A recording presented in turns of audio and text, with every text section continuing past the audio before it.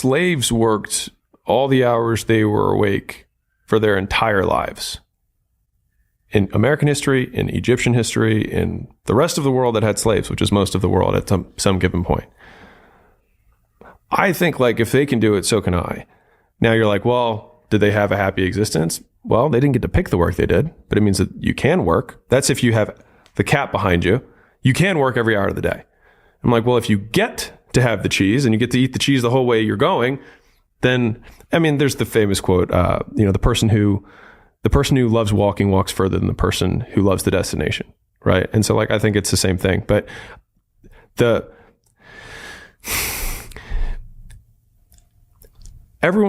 many people want to project their idea of what they think your life should be like onto you. And it's just completely irrelevant. It just doesn't matter. Like if all I did, if I weren't married, right? Because people are like, okay, well, he is married and like I am in shape, but I also just like working out. But if I didn't have either of those things and all I did was work all day, more people would talk about the work-life balance thing for me than they currently do. And who cares? I fundamentally am like, you are going to die and you're not going to matter. And I'm going to die and I'm not going to matter. So why do I care about what you're going to say when you're not even going to show up to my funeral? Who gives a shit?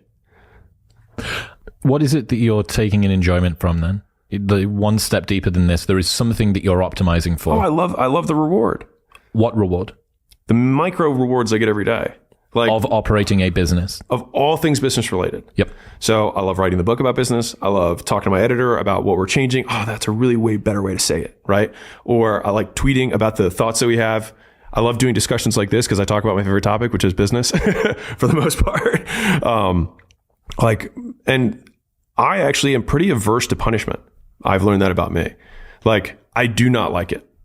And when I say punishment in the formal sense, like things you don't like, right? And so like, I avoid them like the plague. I don't do them. And so I just do as many of the things I can that reward me as frequently as possible. But from the outside to a lot of people, that looks like punishment. Right. Yes. Interesting. How can someone cut through societal expectations, the ways they've dealt with past trauma, expectations from parents, all of the things that aren't their thing? Yeah. How can somebody, because what you've done, again, axiomatically, a priori, this is the thing I want to optimize for. How do people find the thing that they want to optimize for? I don't have a thing. Alex, That's fucking great for you with your business. It just happens to be something else that's at the intersection of making a shit ton of money. Yeah. How do I find And I was lucky with that. Yes. That just happened to be the intersection. Because if I love knitting and I didn't like business, that's a whole separate, because like you can turn knitting into a business, but like if I only like knitting, then there's a way to make a living from that.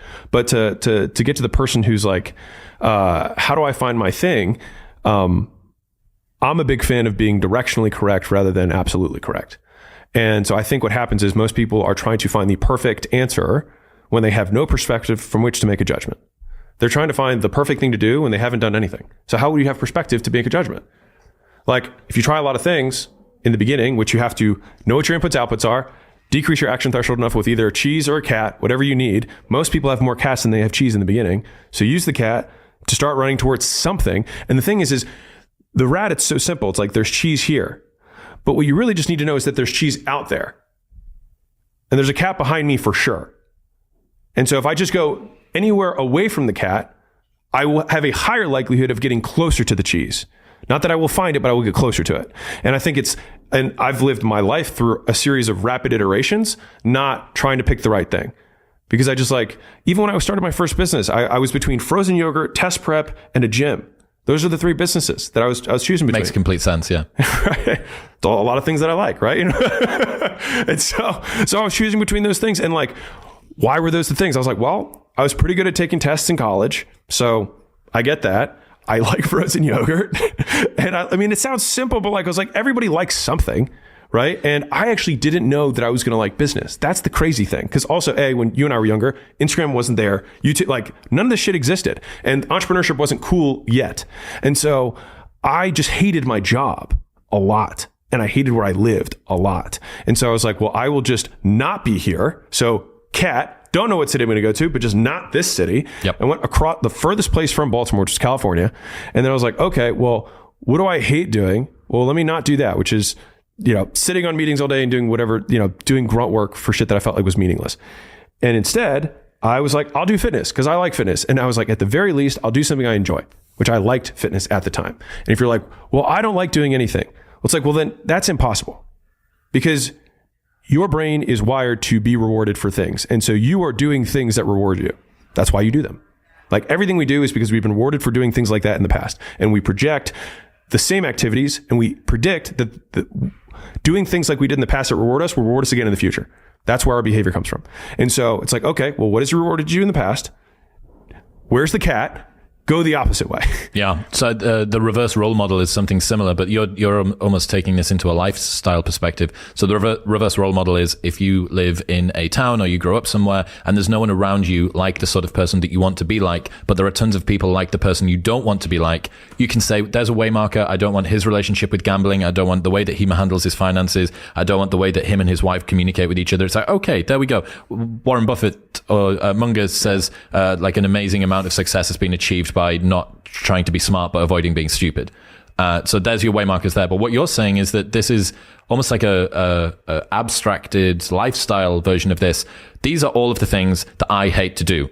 What's the opposite of that? Yeah. And the challenge of I don't know precisely what the exact thing is, therefore I can't move toward it, is one of mine, which is perfectionism is procrastination masquerading as quality control. I was going to say it's a fallacy.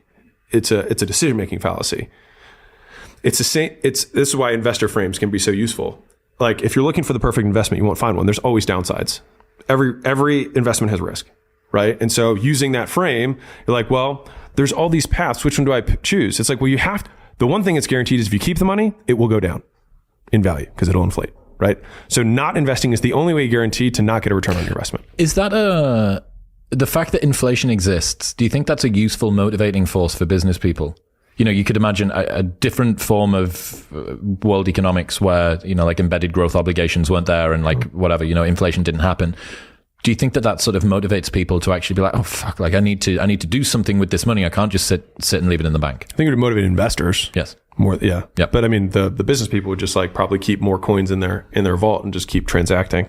Who's that Scrooge McDuck? Yeah. They'd be less likely to deploy capital faster. Because if you feel like there's a cost of capital that's higher for keeping it, like letting it sit there, then you have a higher urgency to do something with it. If you have less urgency, then you only do it when you know it's going to crush.